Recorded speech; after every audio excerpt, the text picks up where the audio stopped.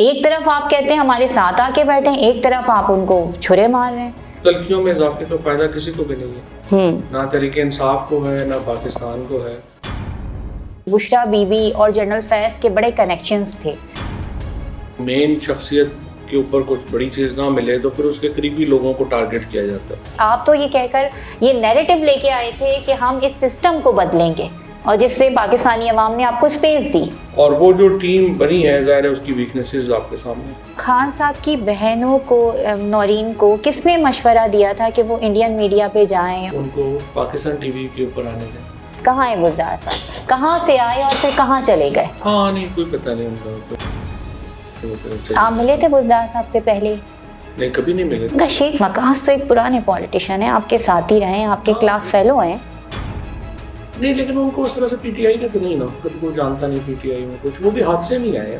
تو جب یہی سیاست اٹھا کر زمین پر پٹکتی ہے تو پھر اچھے اچھے سیاستدانوں کی جو ہے وہ چیخیں نکل جاتی ہیں، اور تاریخ بھری پڑی ہے ایسی کہانیوں سے. سیدھی بات ہے کہ بادشاہ کا ایک بہت اہم جو کام ہے وہ یہ ہے کہ اس نے سپہ سالار کو اپنی سائڈ پہ رکھنا ہوتا ہے. بادشاہ جو بھی بادشاہ ہو. السلام علیکم. پاکستان واچ ود بے نظیر مہدی میں آپ کو کہتے ہیں خوش آمدید. پاکستان میں ہمیشہ یہ دیکھا گیا ہے کہ سیاسی جماعتوں اور طاقتور حلقوں کی لڑائی میں نقصان زیادہ تر سیاسی جماعتوں کا اور سیاستدانوں کا ہوتا ہے.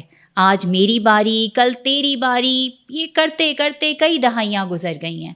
مگر کچھ سیاستدان ایسے ہیں کہ جو ہر باری میں اپنے آپ کو خبروں کی ہیڈ لائن میں رکھنے کا فن جانتے ہیں. ایسے ہی آج ایک سیاستدان یعنی فواد چودھری کے ساتھ آج ہم اپنا پوڈ کاسٹ کریں گے اور یہ جاننے کی کوشش کریں گے کہ یہ میری باری تیری باری کا سلسلہ آخر ختم کب ہوگا. کون سا ایسا فارمولا ہے کہ جو اس باریوں کے سسٹم کو ہٹا کر حقیقی جمہوری نظام پاکستان میں لایا جائے گا. بہت شکریہ فواد چودھری صاحب آپ کا، اور ویلکم کرتے ہیں آپ کو. کہاں سے شروع کریں؟ جہاں سے کرنا چاہیں. جو سب سے پہلے ہم بات کرتے ہیں سیاست کے سلطان رہی یعنی عمران خان صاحب کی. آپ بڑے قریب رہے ہیں، 2 وزارتیں آپ کے پاس رہی ہیں. ان کے دور کی کیا ایسی 2-3 بڑی غلطیاں تھیں جو آپ پوائنٹ کر کے بتا سکتے ہیں جس کی وجہ سے انہوں نے بڑا نقصان اٹھایا، یا پی ٹی آئی کی گورنمنٹ نے بڑا نقصان اٹھایا، تحریک عدم اعتماد آ گئی؟ نہیں تحریک عدم اعتماد وغیرہ کا تو کسی غلطی سے کوئی تعلق نہیں تھا نا. اس حوالے سے تو کوئی غلطی نہیں تھی. گورننس میں ایشوز ہو سکتے ہیں، بات ہو سکتی ہے. مثال کے طور کے اوپر ہماری سب سے بڑی غلطی یہ تھی کہ ہم نے جو ساری ہی حکومتیں کرتی ہیں، صرف پی ٹی آئی اسپیسیفک نہیں ہے، وہ یہ ہے کہ آپ نے لوکل گورنمنٹ نہیں کرائی. لوکل گورنمنٹ الیکشن کرانا پاکستان کی ایک فنڈامنٹل گورننس ریفارم ہے جو کہ نہیں ہو پا رہی. اور اس کی وجہ یہ ہے کہ جو چیف منسٹرز ہیں وہ اپنے اختیار نیچے دینے کو تیار نہیں ہیں، اور اس کی وجہ سے جو پیسہ ہے وہ ڈسٹرکٹس میں نہیں جاتا، وہ چیف منسٹر کی ول کے اوپر چلا جاتا ہے. باقی کوئی غلطی نہیں تھی. بزدار کوئی غلطی نہیں تھا. وہ بزدار بھی یہی غلطی ہے نا، اسی کی کنٹینیویشن ہے کہ آپ ہمارے ہاں اس سے پہلے جب نواز شریف صاحب کو موقع ملا تو انہوں نے غلام حیدر وائیں صاحب کو لگایا، پھر اپنے بھائی کو لگایا، پھر اب اپنی بیٹی کو لگایا. کیونکہ پنجاب کا چیف منسٹر وہ گھر سے باہر نہیں دیکھ سکتے. پنجاب کے چیف منسٹر کے پاس اختیار اتنا ہے کہ وہ وزیر اعظم سمجھتا ہے کہ اس کو میرے ایسا بندہ ہی لگانا چاہیے جو بالکل کنٹرول میں ہی رہے گا.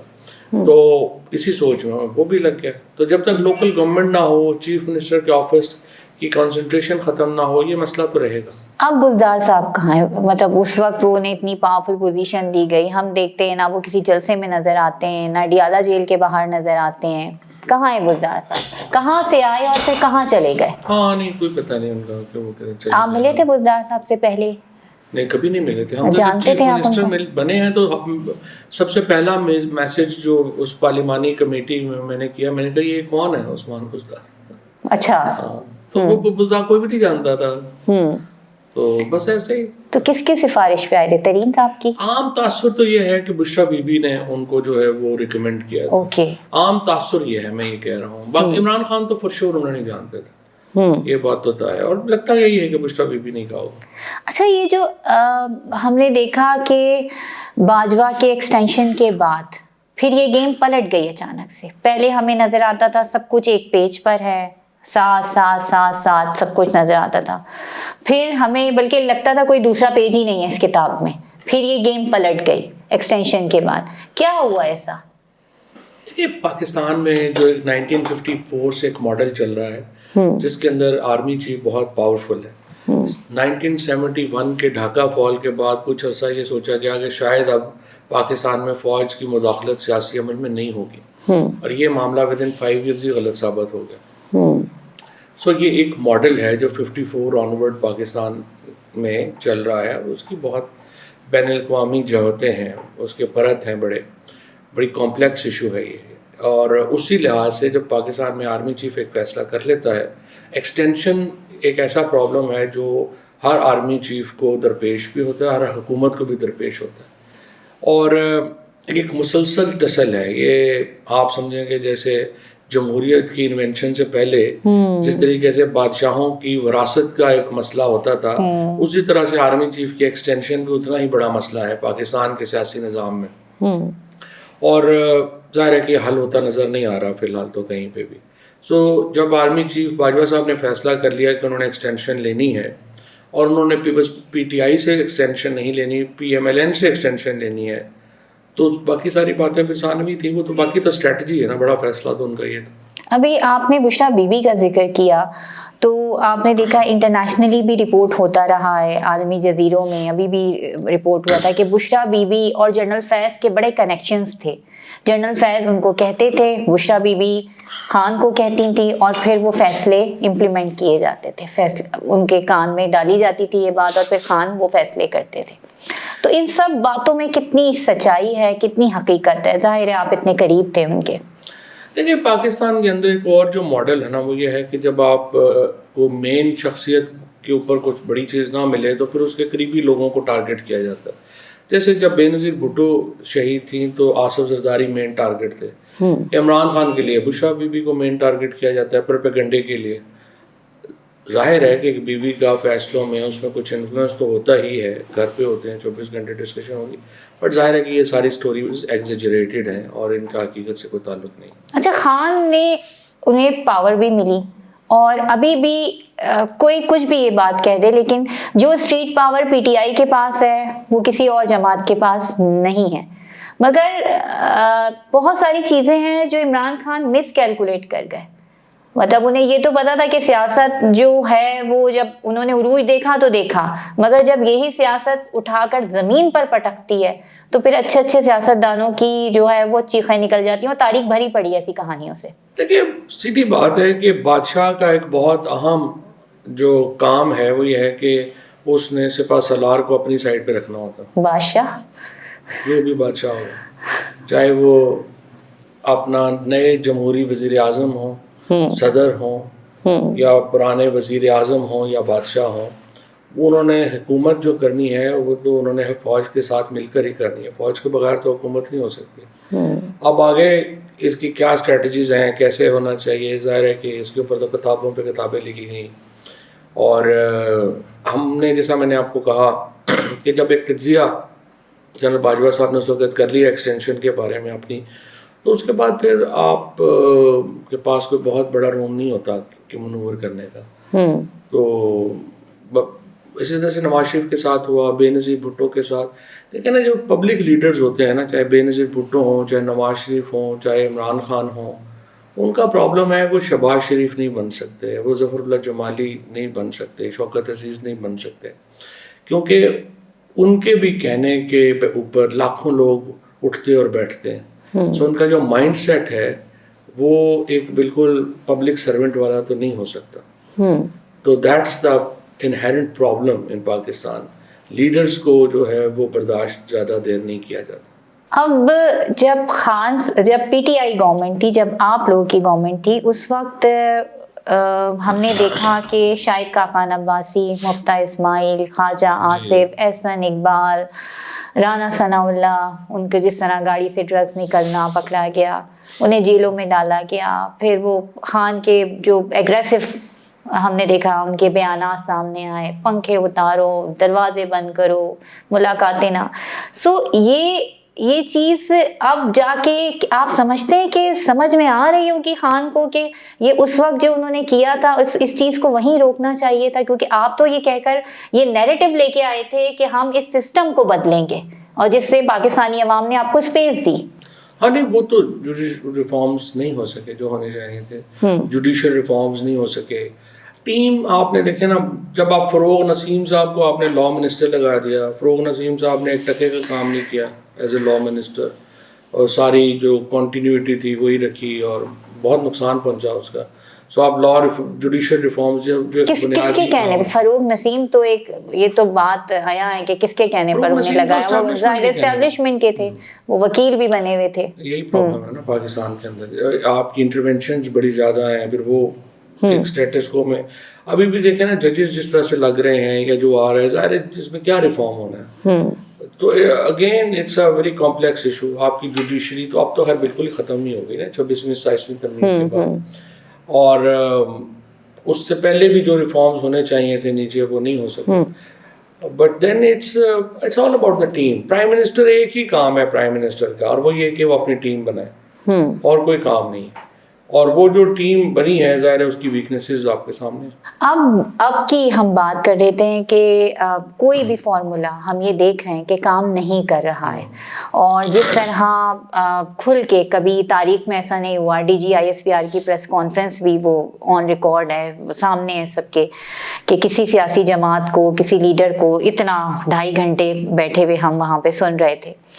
سو اس سب کے ذمہ دار خود خان صاحب ہیں، یا ان کا جو سوشل میڈیا ہینڈل کر رہے ہیں یہ نفسیاتی مریض والا کسی کے لیے بھی آیا، پہلے تو اس طرف سے جیل کے اڈیالہ کے اندر سے آیا نا، یہ نفسیاتی مریض والا لفظ کہاں سے آیا، کہاں سے یہ فارمولا آیا؟ اور پھر اس کے بعد بڑی امپورٹنٹ نہیں ہے جس طرح آپ کہہ رہی ہیں. یہ دیکھیں یہ تو تلخیوں کا اظہار ہے، وہ ادھر سے تلخی کا اظہار ہوتا ہے، پھر ادھر سے تلخی کا اظہار ہوتا ہے. یہ بنیادی جو معاملہ ہے، لیکن پھر بھی ایک آپ دیکھیں نا پاکستان میں، پوری دنیا میں پاکستان کی بدنامی کتنی ہوئی ہے اس سے. بات یہ نہیں ہے، بات یہ ہے کہ بدنامی اس سے بھی ہو رہی ہے کہ پاکستان کا سب سے پاپولر لیڈر 3 سال سے جیل میں ہے، اور وہ بھی ایک سولیٹری کنفائنمنٹ میں ہے. پاکستان میں جو عدلیہ ختم ہوئی ہے اس سے بھی پاکستان کی بہت بدنامی ہوئی ہے. پاکستان میں جو الیکشن کا رزلٹ پورے کا پورا چوری کیا گیا اس سے بھی پاکستان کی بڑی بدنامی ہوئی ہے. تو پاکستان کی بدنامی تو بہت ساری چیزوں سے ہوئی ہے، لیکن اصل بات میں بات کر رہی ہوں I'm talking about کہ آفٹر وار جو پاکستان نے ایک جنگ جیتی، کتنی آپ دیکھ رہے ہیں، اور ڈپلومیٹکلی پاکستان کتنا اسٹرانگ چلا گیا. وہ بدماشی انڈیا کی ایک طرف دھری رہ گئی، اس کے بعد پھر اس طرح کا نیریٹو بلڈ کرنا، اس طرح کی بات آنا. اس کے بعد پالیٹکس ٹھیک نہیں نہ کی پاکستان کے اندر. جب آپ جیت گئے تھے جنگ، اتنی بڑی آپ نے لڑائی جیت لی، آپ کا امیج کہاں سے کہاں چلا گیا. اس کے بعد اگلا سٹیپ یہ ہونا چاہیے تھا کہ پاکستان میں پولیٹیکل پولرائزیشن کم کی جائے. وہ پولرائزیشن کم نہیں کی گئی. اس کے نتیجے میں آپ نے جتنی کامیابیاں انٹرنیشنلی حاصل کی وہ پاکستان کے اندر ٹرانسلیٹ ہی نہیں ہو سکی، مٹی میں مل گئی. تو یہ ٹیمپریچر کون کم کرے گا؟ حکومت نے اور اسٹیبلشمنٹ نے کم کرنا ہے نا. نہیں دیکھیں، حکومت پہلے بھی لاسٹ ایئر مذاکرات کی کوششیں ہوتی رہیں، دونوں طرف سے بیان بازی ہوئی. PTI ایک دم کہہ کر کہ اب تو نہیں ہو سکتے مذاکرات، ہٹ گئی. ہمیں ہمارا مینڈیٹ واپس چاہیے، اسیران کی رہائی چاہیے، خان کو باہر لے کر آنا چاہیے. PTI کو یہ نہیں کہنا چاہیے تو، اور ہم بات کریں گے، کرنے چاہیے مطالبہ. دیکھیں جو باتیں آپ کر رہی ہیں اس کے علاوہ PTI کو اور کیا کہنا چاہیے کہ پاکستان میں پھول سستے کر دیں؟ نہیں دیکھیں فواز صاحب، میں اگر آپ اور میں کسی مدعے پر بیٹھیں گے تو 2 قدم میں پیچھے ہٹوں گی اور 1 قدم آپ پیچھے ہٹیں گے. میں آپ سے یہ امید کروں گی. پوری پارٹی کو جب آپ جیل میں ڈال دیں گے، آپ سمبل جو ہے چھین لیں گے، آپ لوگ عورتوں کو، ڈاکٹر یاسمین راشد جیسی 77 سال کی عورت، کینسر سروائیور، محمود الرشید صاحب، اعجاز چودھری صاحب، شاہ محمود قریشی، سارے 70 سے اوپر کے لوگ ہیں. اس کے بعد جو PTI کے کارکن جن کے 90% کے پاس جو ہے وہ جوتا پہننے کو نہیں ہے، وہ 2-2, 3-3 سالوں سے جیل میں ہے. تو PTI یہی کہے گی نا کہ پہلے آپ ہمارا جو پولیٹیکل پرزنرز ہیں ان کو ریلیز کریں، عمران خان کو، بشرا بی بی کو سولیٹری کنفائنمنٹ میں. تو ان حالات میں مذاکرات میں یہی تلخیاں ہونی ہیں، کیا ہونا ہے؟ مذاکرات اس طرح تو نہیں ہو سکتے. مذاکرات کے لیے پہلے ایک ماحول چاہیے. تو وہ ماحول پی ٹی آئی کی بھی ذمہ داری ہے نا. پی ٹی آئی کا سوشل میڈیا کیا کر رہا ہے؟ پی ٹی آئی کی ذمہ داری ہے سیکنڈ ٹرم میں, لیکن پہلا اسٹیپ تو حکومت اور اسٹیبلشمنٹ نے لینا ہے نا. حکومت پاکستان میں, اگر میں حکومت میں ہوں گا تو میری سوچ تو یہ ہونی چاہیے کہ پاکستان کا پولیٹیکل ٹمپریچر نیچے رہے تاکہ ایک اسٹیبل ملک لگے. پاکستان میں اس وقت آپ دیکھیں کہ جو اس کو اتنا اوپر پولیٹیکل ٹمپریچر ہونے کی وجہ سے ہماری جو سیلریڈ کلاس ہے اس کی کمر ٹوٹ گئی ہے, کیونکہ ان کے اوپر 40-45% ٹیکس لگ گیا ہے. ہمارا جو فارمر ہے اس کی کمر ٹوٹ گئی ہے, کیونکہ وہاں پہ ویٹ پرائسز سلیش کر گئے اور آپ کا ٹھیکہ سلیش کر گیا. آپ کی جو ریل اسٹیٹ ہے وہ اس وقت جو ہے تباہ و برباد ہو گئی ہے, کیونکہ اوورسیز پاکستانی $1 لگانے کو تیار نہیں ہے, اور ریل اسٹیٹ بیٹھنے سے آپ کا کنسٹرکشن سیکٹر بیٹھ گیا. تو آپ یہ دیکھیں نا, آپ نے اپنی لوور مڈل کلاس کی کمر توڑ دی ہے. جہاں پہ آپ نے اتنی زیادہ انٹرنیشنل کامیابیاں حاصل کی تھیں وہ آپ ٹرانسلیٹ ہی نہیں کر پا رہے پاکستان کے اندر. اور اب جو اگلا مرحلہ آ رہا ہے جہاں ایران کے اندر ایک تبدیلی جو ہے وہ نہیں لگتا کہ اب رک پائے گی, اور اس کے بعد یو اے ای اور سعودی عربیہ کا جو ایک ٹسل ہے, اس کا مطلب یہ ہے کہ جو پاکستان کے اندر ایک ارب انویسٹمنٹ کا چانس تھا وہ بھی نہیں رہا. تو آپ نے اپنے لوگوں کے اوپر اوورسیز پاکستانیز کو جب تک انوالو نہیں کریں گے, ان کو شامل نہیں کریں گے پاکستان کی معیشت کے لیے, آپ کیسے آگے بڑھیں گے؟ اور اس کے لیے امپورٹنٹ یہ ہے کہ آپ پولیٹیکل ٹمپریچر کو نیچے لے کے آئیں. آپ خود ہی روز کچھ ایسا کر دیتے ہیں کہ پولیٹیکل ٹمپریچر اوپر ہے. اب یہ سہیل آفریدی کے ساتھ جو کراچی میں تیسرے دن ہوا یا لاہور میں ہوا, تو اس کے بعد کیا آپ مذاکرات کیسے کریں گے؟ نہیں, کراچی نے سندھ نے تو بڑا اچھا ویلکم کیا, 2 دن اچھا کیا, تیسرے دن بھی کر دیتے.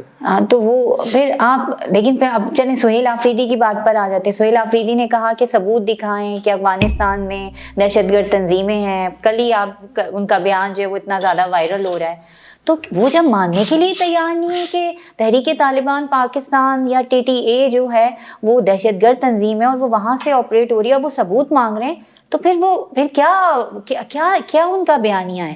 یہ تو پھر سیدھا تصادم کی طرف ہے. اور پھر وہ کہتے ہیں کہ اسپیس ہمارے لیے بنائی جائے, خان کو باہر لائے, ایسے اسپیس بنے گی. دیکھیے, جہاں تک افغانستان کی آپ نے بات کہی ہے نا, وہ سہیل آفریدی کا صرف پرابلم نہیں ہے. وہ اگر آپ دیکھیں گی تو اسی ریزولوشن کے اوپر جو ہے پی ایم ایل این امیر مقام صاحب کے بھائی ہیں عباد اللہ صاحب, ان کے بھی دستخط ہیں. جے یو آئی والوں سے آپ ملیں گے, ان کا بھی موقف جو ہے وہ آلموسٹ یہی ہے.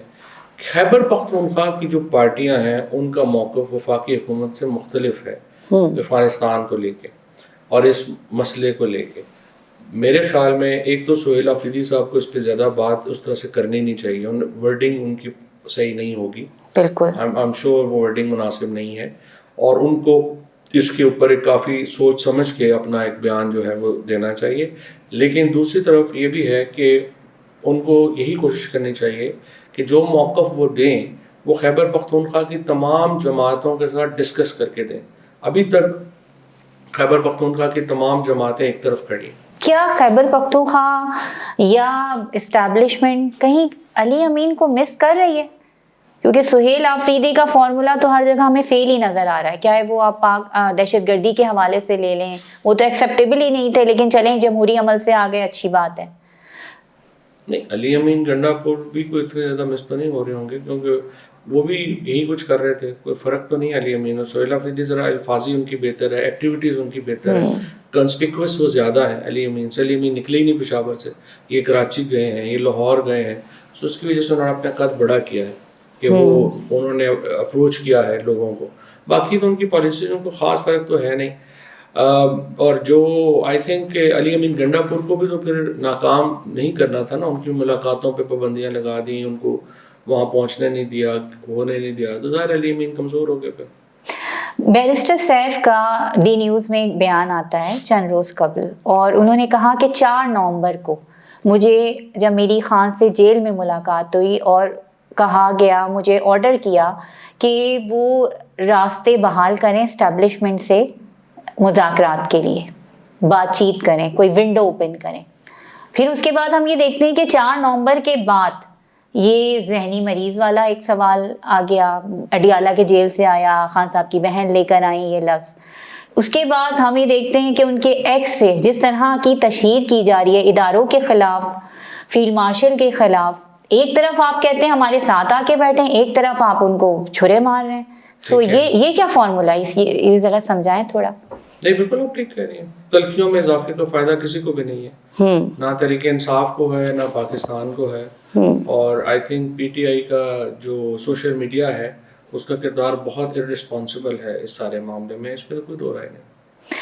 اچھا, اب مجھے ایک یہ بات کہ پی ٹی آئی کی ابھی جو موجودہ لیڈرشپ ہے, اس میں آپ نے بہت سارے اپنے انٹرویوز میں یہ کہا ہے کہ وہ چاہتے ہی نہیں ہیں کہ خان باہر آئے. سو وہ کون سے 3-4 ایسے لوگ ہیں اگر آپ نام لے دیں کہ وہ ان کی پولیٹکس اسی وجہ سے ٹکی ہوئی ہے کہ وہ خان اندر ہیں تو وہ یہاں پر بادشاہ بنے ہوئے, جس دن باہر آئے گا اس دن فارغ. ظاہر ہے یہ جو ساری ابھی کی جو تنظیم ہے, سلمان اکرم راجہ ہو گئے, یہ اپنا ایون گوہر صاحب ہو گئے, ایون جو اپنے شیخ وقاص وغیرہ ہو گئے, سارے یہ لوگ سارے جو ہیں یہ تو ایک حادثے میں آئے ہیں. اور ظاہر ہے کہ یہ ان عہدوں پہ نہ ہوتے اگر یہ حادثہ نہ ہوتا تو چونکہ یہ حادثے کے نتیجے میں, پھر اس کے علاوہ یہ لوگ تو پھر بھی چلو ہوں گے. اصل پرابلم تو وہ ہے کہ جو سوشل میڈیا اکاؤنٹس ہیں بہت سارے ہیں جن کا ایک مانیٹری. اچھا ایک منٹ, آپ نے جیسے بیرسٹر گوہر کی بات کی, بیرسٹر گوہر کو کون جانتا تھا پی ٹی آئی اس سے پہلے؟ سلمان, وہ تو ہمیشہ نون لیگ کے وکیل رہے ہیں اور وہ تو آپ بہت اچھی طرح جانتے ہیں. تو یہ ان کو یہ کس نے مشورہ دیا ان کو یہاں پر لانے کا, اور کس نے ان کو کہا خان صاحب کو کہ ان کو آپ چیئرمین بنا دیں, ایک کو سیکرٹری جنرل بنا دیں؟ یہ تو ایک بزدار فارمولا ہے نا جو خان صاحب نے پارٹی پہ لگایا ہے. یعنی انہوں نے فیصلہ کیا کہ جو پولیٹیشینز ہیں, لوگ ہیں باہر, ان کو ضرورت نہیں ہے اور نو بڈیز جو ہیں ان کو لگایا جائے.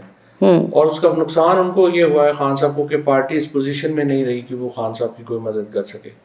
اگر آج آپ نے پولیٹیشینز کو لگایا ہوتا جو ایک اپوزیشن الائنس بنا سکتے, جو اس سارے مدعے کے اوپر ایک بفر کریٹ کر سکتے, حکومت میں عمران خان میں ایک بات چیت کا سلسلہ شروع کرا سکتے, تو things would have been different. چلے, سلمان اکرم راجہ پالیٹکس میں نہیں تھے, بیرسٹر گوہر نہیں تھے, ان کا شیخ وقاص تو ایک پرانے پولیٹیشین ہیں, آپ کے ساتھ ہی رہے ہیں, آپ کے کلاس فیلو ہیں.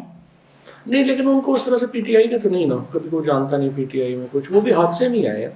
اچھا, یہ کچھ دن قبل خبروں کی بڑی زینت بھی بنا کہ آپ کی اور شیخ وقاص کا ایک تلخ کلامی, ایک جنگ سی ہم نے دیکھی, اور پھر ہمیں یہ بھی پتہ چلا کہ آپ نے کچھ الزامات لگائے کہ ان کے اوپر, اور پھر وہ اس کے لیے سیشن کورٹ میں چلے گئے. آپ کے اوپر 1 کروڑ کا آئی تھنک دعویٰ بھی انہوں نے کیا ہوا ہے, حد تک عزت کا, اور ایک اور بھی ابھی کچھ عرصے پہلے کیا گیا. تو یہ کیا, یہ کیوں اس طرح, آئی مین یہ لڑائی کیا ہے؟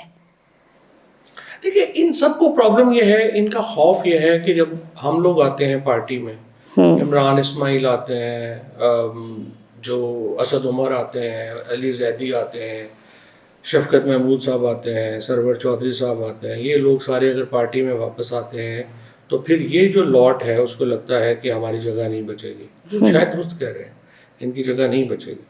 تو اس لیے یہ تمام لوگوں کو ایک جان بوجھ کے جو ہے یہ غداری کے سرٹیفکیٹس بانٹتے ہیں تاکہ, اور پھر جعلی اکاؤنٹ چلانا, سارے یہ جو اس وقت پاکستان کے اندر ایک مطلب آپ کہنے کہ شیخ وقاص نے بھی آپ کے اوپر غداری کا, یہ جو سارے جعلی اکاؤنٹس چل رہے ہیں, یہ جو پی ٹی آئی کے چل رہے ہیں, یہ ظاہر ہے شیخ وقاص کے ہی ان کے ہی ارینجمنٹس میں چلتے ہیں. وہ انفارمیشن سیکٹری ہیں, تو یہی نا انفارمیشن سیکٹری کے ہی تو چلتے ہیں نا سارے. اچھا, کیٹیگوریکلی اس بات کو 2-3 دفعہ کہا گیا ہے کہ جو سوشل میڈیا ہے اور انفارمیشن ڈپارٹمنٹ ہے, ان دونوں کا آپ نے دیکھا ہوگا کہ ان دونوں کا آپس میں کوئی اتنا تعلق نہیں ہے. نہیں, ہمارا تو خیر تعلق کیا تھا, ہمارا تو تھا ہی ایک. اب یہ اس طرح سے کر رہے ہیں کہ جب آرمی چیف اور یہ فیلڈ مارشل یا فوج کے اسٹیبلشمنٹ کے خلاف کیمپینز ہوتی ہیں تو یہ اس سے اپنے آپ کو ڈس ایسوسیٹ کرنے کے لیے, کیونکہ وہ یہاں پہ ہیں اور وہ باہر والے لوگ چلا رہے ہیں, تو یہ اپنے آپ کو ڈس ایسوسیٹ کر کے سمجھتے ہیں کہ ہم نے اپنا فرض پورا کر دیا. انفارمیشن ڈپارٹمنٹ کا یہ کام نہیں ہے. ان کا تو کام یہ ہے کہ انہوں نے پارٹی نیریٹو کو اس سے علیحدہ کرنا ہے, اور وہ یہ نہیں کر رہے. وہ کیسے ہوگا؟ اور یہ وہ یہ کہیں کہ پی ٹی آئی آفیشیل پر جو جس طرح کی پوسٹ کی جاتی ہے وہ لا تعلقی کا اظہار کریں کھل کر. انہوں نے لا تعلقی کا اظہار کیا بھی ہے، لیکن اصل پرابلم تو یہ ہے کہ جو ابیوزیو اکاؤنٹس ہیں وہ پروموٹ ہو رہے ہیں پی ٹی آئی کے اکاؤنٹ سے. یہ کافی نہیں ہے نا کہ آپ آ کے کہہ دیں کہ جی ہمارے اکاؤنٹ تو نہیں ہے. وہ ابیوزیو اکاؤنٹس جو ہیں ان کو پی ٹی آئی کے لوگ جو ہیں وہ ٹویٹ ری ٹویٹ کرتے ہیں. اور اگر سیکرٹری انفارمیشن یا جنرل سیکرٹری یہ کہے کہ جی ہمارا تو کوئی اس سے تعلق نہیں ہے، تو یہ کافی نہیں ہے. آپ کو پوری ایک بنانا پڑے گا، نیریٹو بنانا پڑے گا ان سے ڈسوسیٹ کرنے کا. اور ظاہر ہے کہ اس کی تلخیوں کی وجوہات اور بھی ہیں، لیکن ان رویوں سے تلخیاں بڑھ رہی ہیں، کام نہیں ہو رہی. اچھا، ایک نا نظر آ رہی ہے ابھی کچھ دنوں سے کہ پی ٹی آئی پنجاب کچھ ہمیں ڈفرینٹ پیٹرن پہ چلتی ہوئی نظر آ رہی ہے. جیسے آپ نے کہا نیریٹو کو ٹھیک کرنا ہے، اس کو سدھار کی طرف لے کے جانا ہے، اور پی ٹی آئی جہاں آپ کی حکومت ہے خیبر پختونخوا وہ ایک الگ پیٹرن پہ چلتی ہوئی نظر آ رہی ہے، وہ تصادم کی کیفیت میں نظر آ رہی ہے. نہیں، وہ تو ظاہر ہے اس طرح ہی ہوگا. اس کی وجہ یہ ہے کہ وہاں پہ جو ایک ڈائریکٹ ایشو ہے ٹیررزم کا اور سیکیورٹی ایجنسیز جو ڈیل کر رہی ہیں وہاں پہ وہ زیادہ ڈائریکٹ ہے. پنجاب میں اتنا ڈائریکٹ نہیں ہے، ظاہر ہے پھر اس لیے وہ فرق تو رہے گا. لیکن اصل جو قربانیاں دی ہیں وہ تو پی ٹی آئی پنجاب نے دی ہیں کہ 34,000 کے قریب لوگ جو گرفتار ہوئے ہیں ان میں سے 30,000 تو پنجابی تھے. اور اس کے بعد جو ظلم تشدد ہوا، فیملیز کو اٹھایا گیا، بچوں کو جس ظلم کا نشانہ بنایا گیا، وہ سب کچھ پنجاب میں ہوا. آج بھی جو سارے قیدی ہیں وہ پنجاب میں ہیں، کوٹ لکھپت جیل، کوٹ لکھپت میں ہیں، فیصل آباد میں ہیں، گجرانوالہ میں ہیں، ادھر تو نہیں. اب یہ خان صاحب کی بہنوں کو، نورین کو کس نے مشورہ دیا تھا کہ وہ انڈین میڈیا پہ جائیں اور وہ وہاں پہ جا کے انٹرویو دیں؟ یہ پارٹی میں کوئی سمجھاتا نہیں ہے، کوئی لگام نہیں ڈالتا کہ ظاہر ہے آپ انڈین میڈیا پہ جا کر اس وقت میں کہ جب انڈیا اور افغانستان ہمارے اوپر پنجے گاڑ کے کھڑا ہوا ہے اور ایک اور سندور 2 کی تیاری کر رہا، اس وقت میں جا کے آپ انڈین میڈیا کے سامنے بات کریں. صحیح بات ہے. اور یہی مشورہ آپ طاہر صاحب کو بھی دیں کہ ان کو پاکستان ٹی وی کے اوپر آنے دیں. پی ٹی آئی کے لوگوں کو اتنی سینسرشپ جو ہے پاکستان پہ نہ کریں نا، تاکہ لوگ باہر کی طرف دیکھنا شروع کر دیں. تو پاکستانی ٹی وی کے اوپر جتنے اس وقت میڈیا پہ جتنی سینسرشپ ہے، اس کے نتیجے میں پاکستانی میڈیا کا سارا جو ماڈل ہے، بزنس ماڈل ہے، وہ تباہ و برباد ہو گیا. نہیں فواز صاحب، مجھے تھوڑا سا اختلاف ہے کہ سینسرشپ ہونا، یہ سب کچھ ہونا، یہ ہمارا گھر ہے نا، ہمارے اپنے معاملات ہیں. پاکستان تحریک انصاف سے پہلے بھی پاکستان تحریک انصاف آتا ہے، پیپلز پارٹی سے پہلے بھی پاکستان لگتا ہے، مسلم لیگ سے پہلے بھی پاکستان مسلم لیگ لگتا ہے. پاکستان پہ تو کمپرومائز کر کے آپ جائیں. نہیں، انڈیا ٹی وی پہ جانے کا مطلب کیا غداری ہے پاکستان سے؟ نہیں، آپ کبھی نہیں گئی؟ ہم تو دیکھیے ہم جاتے ہیں، لیکن ہم جنگ کے دور میں گئے اور ہم نے سیدھا ٹف ٹائم دی. فواز صاحب یہ بتائیے گا کہ قومی مذاکراتی کمیٹی آپ نے بنائی ہے، وہ اس وقت کہاں کھڑی ہوئی، اس کا کیا سٹینڈ ہے؟ پی ٹی آئی تو اس کو اون ہی نہیں کرتی ہے. دیکھیں، سوال یہ نہیں ہے پی ٹی آئی اس کو آن کرے نہ کرے، یہ تو ایک سٹیزنس کی ایفرٹ ہے جس میں سارے پرومیننٹ پاکستان کے سٹیزنز یہ کوشش کر رہے ہیں کہ ایک ڈائلاگ کا پروسیس ہم شروع کریں. پی ٹی آئی میں اور حکومت میں دیکھیں نا، عمران خان کو پورا مائنس کرنے کا اتنا زور لگا لیا حکومت نے، اسٹیبلشمنٹ نے، عمران خان کی ریلیونس کم نہیں ہوئی. P T I, Imran Khan نے پورا زور لگا لیا، انقلاب نہیں آیا. تو ہم ایک اسٹیل میٹ میں ہیں. تو اسٹیل میٹ سے کیسے نکلیں گے اگر ہم بات چیت نہیں کریں گے، مذاکرات نہیں کریں گے؟ اسی لیے ہم حکومت سے، اسٹیبلشمنٹ سے یہ کہہ رہے ہیں کہ وہ اس سلسلے میں ایک قدم آگے بڑھائیں. پولیٹیکل پرزنرز جو کوٹ لکھپت میں ان کو ریلیز کریں، تاکہ ہم عمران خان سے پھر درخواست کریں کہ وہ ایک قدم پیچھے لیں اور یہ سوشل میڈیا کیمپینز اور ان سے اپنے آپ کو ڈس ایسوسیٹ کریں. پیچھے ہو جائیں گے ایک قدم. حکومت اس سے پہلے سوال یہ ہے کہ پولیٹیکل پرزنرز کو ریلیز کرے گی، ٹھیک ہے نا؟ یہ تو دونوں ہے نا. تو اب یہ اگر یہ تینوں فریق چاہیں گے، حکومت، اسٹیبلشمنٹ اور عمران خان، تبھی بات آگے بڑھے گی نا. تینوں میں سے ایک بھی سمجھتا ہے کہ نہیں ایسے ہی جیسے چل رہا ہے صحیح ہے، تو پھر ایسے ہی چلتا رہے گا. اچھا، اب ایک آخری سوال کہ وہ نیا پاکستان، وہ انقلاب جس کے خواب عمران خان نے پوری قوم کو دکھائے تھے اور جس کی وجہ سے اسے اسپیس ملی تھی کہ رات کو پاکستانی قوم سوئے گی اور جب صبح اٹھے گی تو انقلاب آیا ہوا ہوگا، ایک نیا پاکستان ہوگا، دودھ کی نہریں بہ رہی ہوں گی، وہ اس سارے سسٹم میں وہ نیریٹیو، وہ بیانیہ عمران خان کا، وہ تو کہیں گم ہو گیا. گم تو نہیں ہوا. آئی تھنک آج جتنی پاکستان کی قوم متحد ہے عمران خان کے نام کے اوپر، جو پولیٹیکل ایک عمران خان کا ڈریم ہے. آج نیا پاکستان کا کیا مطلب ہے؟ نیا پاکستان کا مطلب یہ ہے کہ پاکستان کے لوگ فیصلہ کریں گے کہ پاکستان میں حکومت کس کی ہوگی. پاکستان کے لوگ، بس یہ تو پھر چلتے رہیں گے. بہت بہت شکریہ فواد چودھری آپ کا کہ آپ آئے اور آپ نے ہمیں وقت دیا اور کچھ سچی باتیں کی.